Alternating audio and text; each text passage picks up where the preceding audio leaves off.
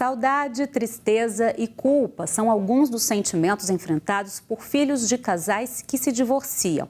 Somado a isso, muito se vê em meio a uma disputa maior entre os pais, que pode levar a situações de interferências em visitas, falsas acusações ou depreciação da imagem de um pelo outro.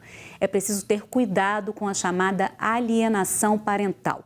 No Horizonte Notícia Entrevista de hoje, vamos falar sobre o que é, de que forma acontece, quais as consequências emocionais e judiciais da alienação parental. Para isso, nós recebemos a advogada Juliana Lobato, especialista em direito de família. Seja bem-vinda, doutora. Obrigada.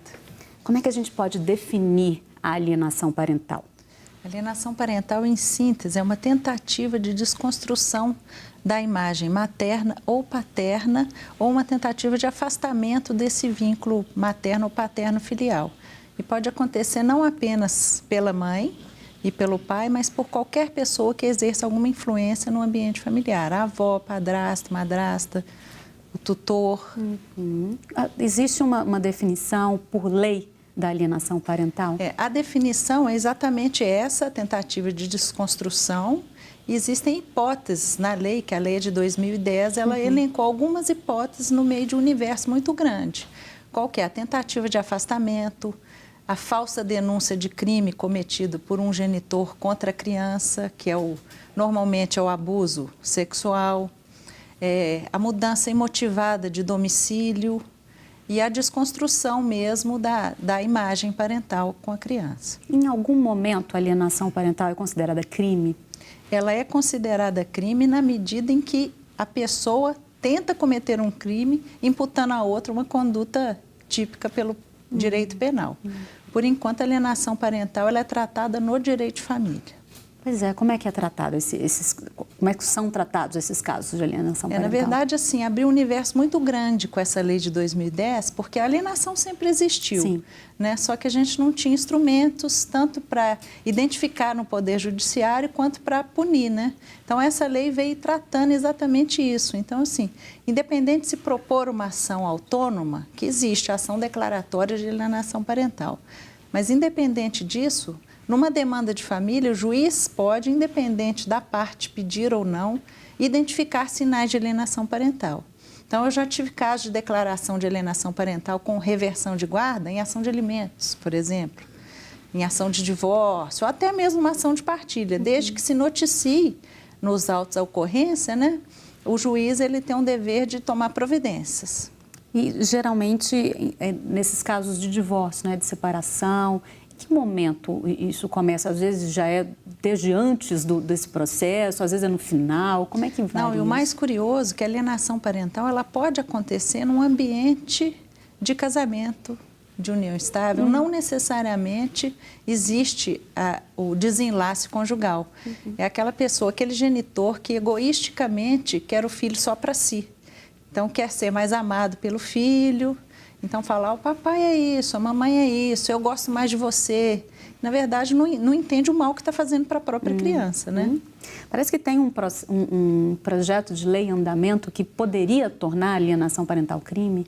Existe esse projeto de lei. Eu, particularmente, entendo que quanto menos crime tiver na sociedade, melhor, sabe? Eu sou da teoria do direito penal mínimo, porque a gente tem instrumentos eficazes para conter esse tipo de abuso. Agora, você diz que não é uma coisa nova, não é recente, mas à medida que se começa a acompanhar esse tipo de caso, a gente vem notando um crescimento desse tipo de situação? Eu te aviso assim que eu fico muito feliz com o crescimento disso, porque ao contrário do que parece, não é assim, aumentaram os casos de alienação parental, aumentaram as pessoas preocupadas com as crianças buscando o judiciário, entendeu? Elas estão, a partir dessa iniciativa de vocês, as pessoas que estão nos assistindo vão falar, peraí, mas isso acontece dentro da minha casa, o que eu tenho que fazer? Né? Então, é exatamente através da mídia que a gente tem conseguido alcançar esses lares. Agora, vamos só relembrar, você já deu alguns exemplos, assim, como identificar a alienação parental? Que tipo de situações a gente pode considerar, né, que tem alguma coisa errada, é preciso tomar uma atitude, procurar ajuda? E, na verdade, assim, essa identificação tem que ser antes da criança sentir isso. Então, aquele genitor, aquele parente que está sentindo um ambiente desfavorável ao interesse dessa criança, tem que agir imediatamente, porque aí contém esse problema. Uma das funções muito boas dessas demandas, ou até mesmo da intervenção de um advogado especializado antes de propor ação, é conter antes que a criança somatize isso por depressão, estresse e etc. Então, assim, nota que existe uma separação fática, por exemplo, que é aquela que não foi formalizada, normalmente o pai que sai de casa e a mãe fica com aquele filho. Todas as vezes que esse pai vai buscar, a mãe não está presente com a criança. Ou todas as vezes que esse filho vai de encontro ao pai, ela volta nervosa porque o pai falou de A a Z a respeito dessa mãe. Então, estabelecendo esse problema, tem várias iniciativas que são iniciais e fundamentais. Procurar um amigo em comum, pedir para que ele esclareça, estabeleça esse campo neutro para cuidar dessa criança. Não funcionou com amigo? Que tal um terapeuta, um psicólogo com experiência em alienação parental? Também não funcionou? Vamos procurar um advogado especializado em direito de família. Direito de família hoje, o direito é igual a medicina, não adianta buscar um clínico geral. Existem as especialidades, né? Uhum.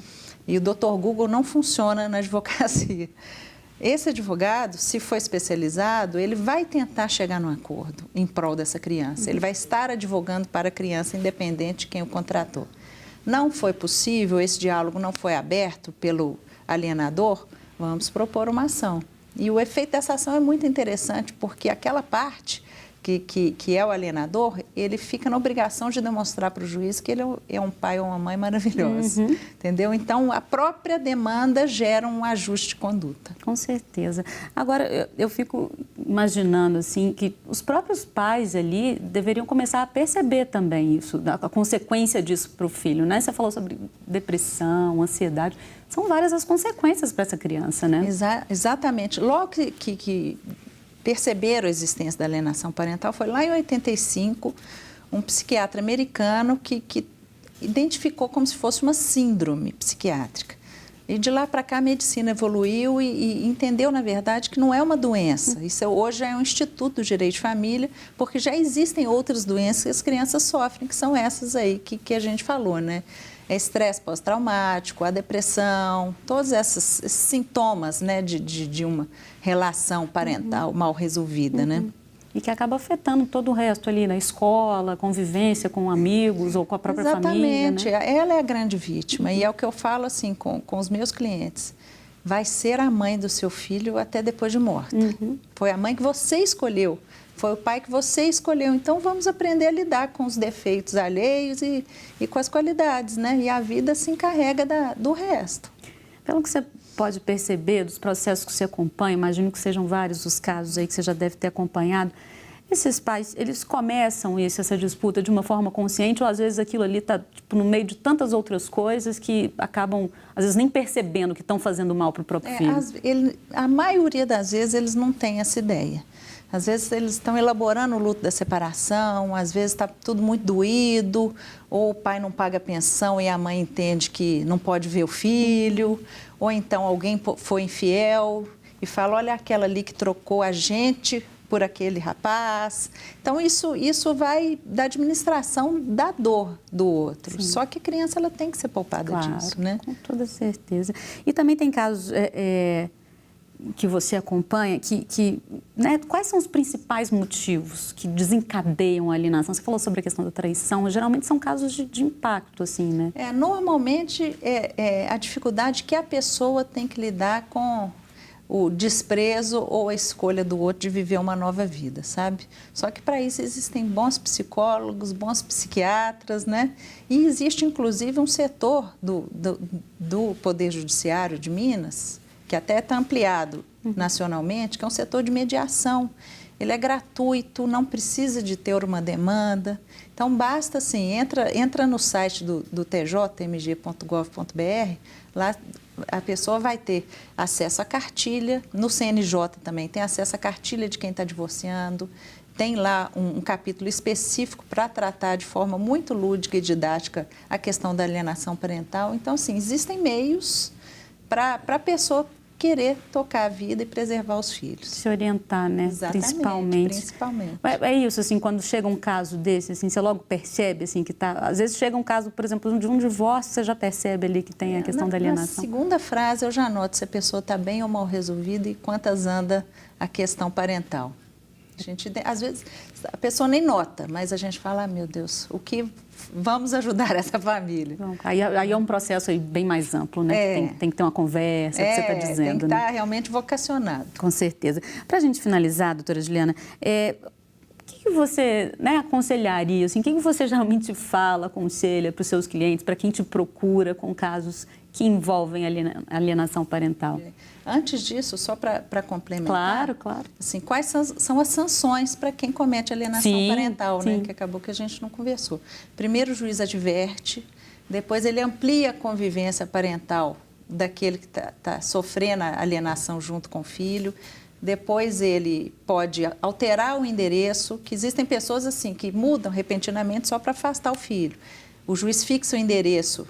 Por exemplo, a pessoa mora em Belo Horizonte, está indo para Curitiba. O juiz fala, não, a criança vai morar em Belo Horizonte. Existe a reversão da guarda, existe a perda do que a gente chama de poder parental, que é o poder sobre a criança, entendeu? Que é muito mais amplo do que agora. Deixa de ser pai ou deixa de ser mãe, entendeu?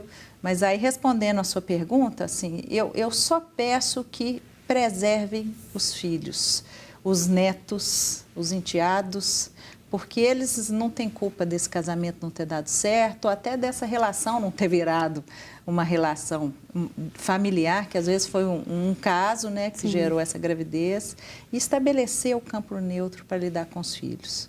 Procurar uma ajuda especializada, tanto na área jurídica, quanto na área psiquiátrica, psicológica, e se for para reclamar de ex-marido ou de ex-mulher, reclame com os amigos, não com as crianças. Não com as crianças, com certeza, poupe elas, né? Tá certo. Muito obrigada, doutora, pelos esclarecimentos. Horizonte Notícia Entrevista termina agora. Se quiser rever o programa, acesse o nosso site. Até a próxima.